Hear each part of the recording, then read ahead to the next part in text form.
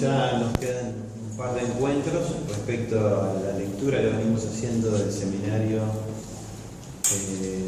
los conceptos fundamentales del psicoanálisis, llamados los 4 conceptos.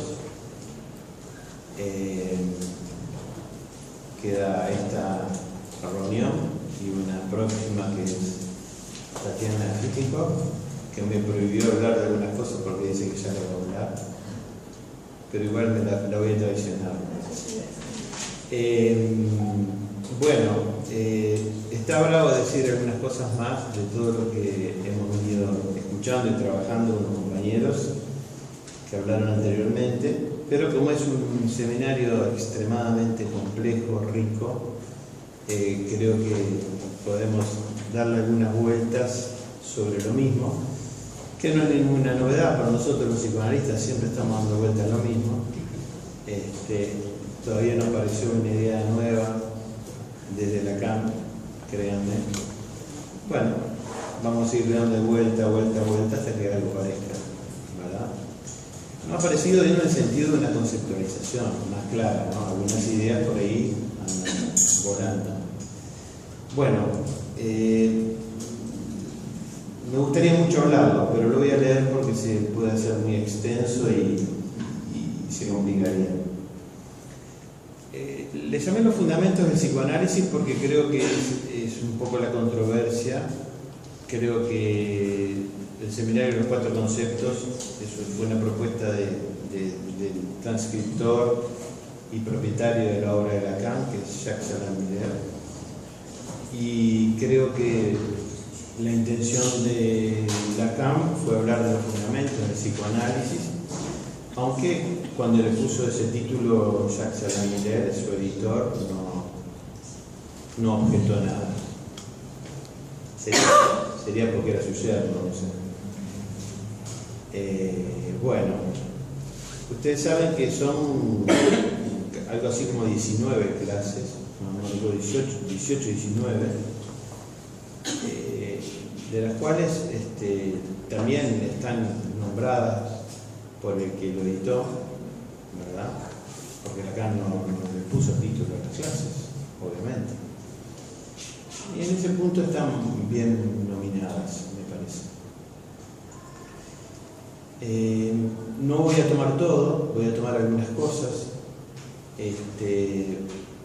Voy a tomar algo de la primera clase, que es la excomunión, de la segunda, que es el inconsciente freudiano y el nuestro, de la tercera, que es el del sujeto y la certeza, y voy a tomar una que para mí es la que me interesa trabajar con ustedes hoy, o me gustaría que el hincapié quedara resaltado ahí, en ese lugar, que se llama de la red de significantes.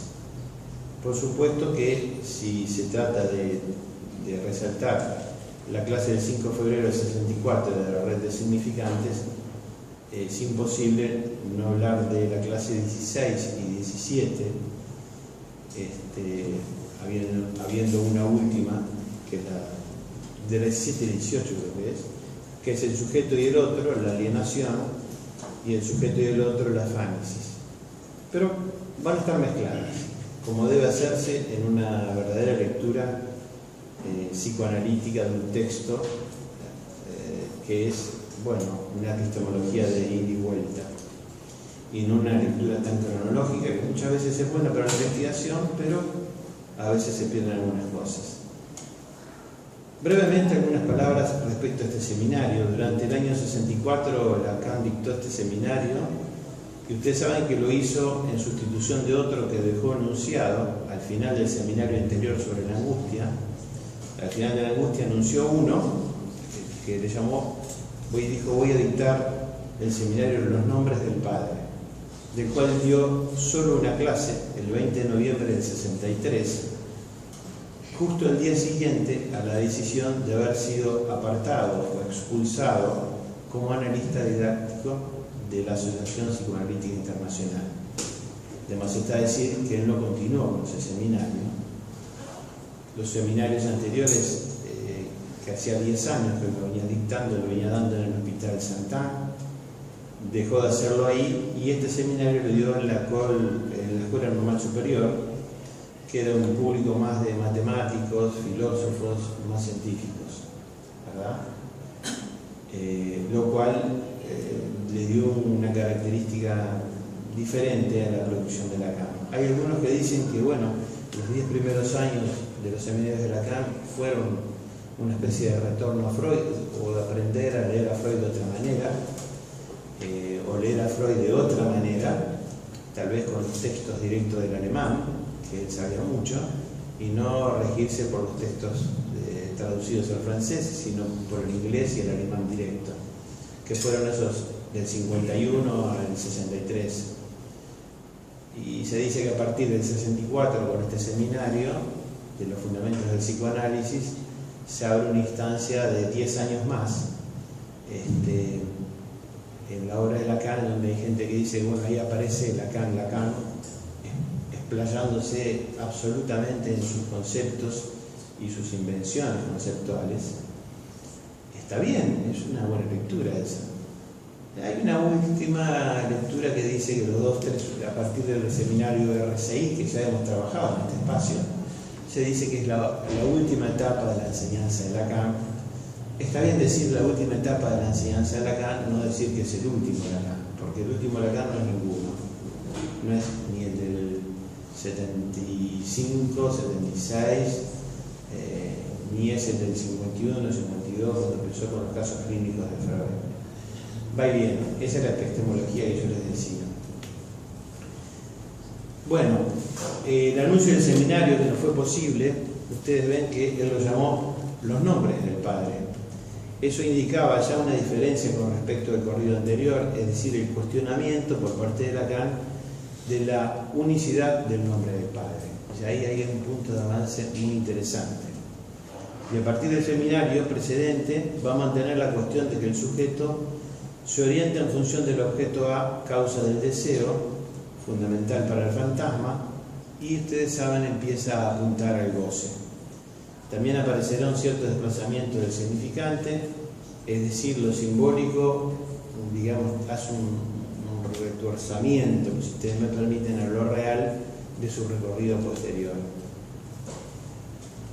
Al acabar este seminario, es increíble, pero también tiene que ver con la dimensión política en donde se transmitía, Lacan funda su escuela en el año 64 y ahí eleva claramente la noción de concepto en psicoanálisis.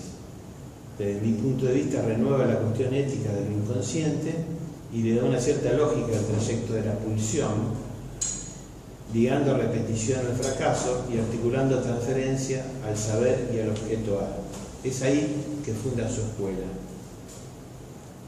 fuera de la IPA.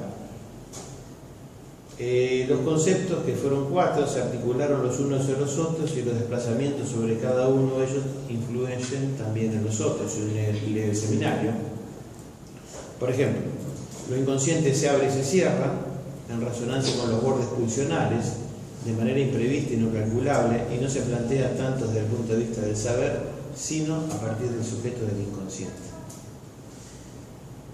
2. La repetición se va a sustraer del automatismo para tener su razón de ser en lo imposible de simbolizar y no en la existencia de la cadena significante, sino en la Suarte, quien toma a su cargo la repetición en el sentido del encuentro con lo real, es decir, un acontecimiento de esencia traumática que se produce siempre por medio del azar. O sea que la repetición ahí la saca del automatismo y la pone del lado del azar. Tercero, la pulsión toma un lugar que antes no había tenido en la obra de Lacan y lo tiene a partir del objeto A, en las formas pasivas que lo conectan con el gran otro y con un sujeto que se hace así objeto.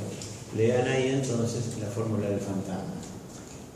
Y por último, 4, va a insistir sobre el deseo del analista, que es muy importante en este seminario, porque a partir de ahí esta función del deseo del analista va a ser muy importante en el resto de la obra de Lacan, que va a permitir unir el sujeto y la pulsión y ligar la transferencia al objeto y de esa manera separarla de la repetición. El mismo Lacan dice que se abre una nueva etapa después de haber sido desautorizado y más todavía excomulgado por la IPA. y se abre continuando con su enseñanza sobre los fundamentos del psicoanálisis, cosa que no ha dejado de hacer todo ese tiempo en los 10 años de seminarios anteriores. Ahora, la pregunta que trata de responder, como siempre, es si ustedes leen en un intento de criterio de cientificidad analítica, ¿qué es el psicoanálisis? Conceptos, fundamentos. Entonces, en cuanto fundan el psicoanálisis como praxis, es decir, una acción que da la posibilidad de tratar lo real mediante lo simbólico. Lo que busca Lacan es preguntarse si el psicoanálisis es una ciencia o no. No es fácil y simple de contestar esta pregunta, a primera vista definiendo que la ciencia tiene un objeto reproducible, que da una experiencia y señala el objeto de la ciencia varía con el tiempo, ustedes lo saben, no podríamos afirmar que es una ciencia. Si la experiencia es el campo de la praxis, esto no basta para definir una ciencia. Podría, por ejemplo, aplicarse a la alquimia. No alcanza lo de la praxis. Hay una distinción respecto de la exigencia de la objetividad del experimentador en contra de lo que Lacan lleva diciendo ya y cuestionando sobre el deseo del analista, que es diferente. Esta cuestión puesta en el experimentador, pero con el deseo del analista. Y diciendo que un análisis didáctico debe llevar a ese punto. Yo quiero ser muy claro acá. En este seminario uno lee cómo Lacan, respecto del mismo, respecto de Freud, pone en juego el deseo de Freud. Lo habla por primera vez, tal vez inadvertido por Freud mismo, y por lo tanto, al ponerlo así, también pone en juego su deseo. Es decir, que una cosa es la enseñanza en función del amo, es decir, que va a tender a la unicidad, a la completud, y la transmisión a partir de la función maestro, que tiene que ver con un concepto como el de Frege, por ejemplo, que tiene que ver con la dimensión del hueco, no transmitir la totalidad sino la incompletud. Es distinto transmitir desde la función amo que la función maestro. Y Lacan, si lo leen, está dicho casi directamente en el seminario.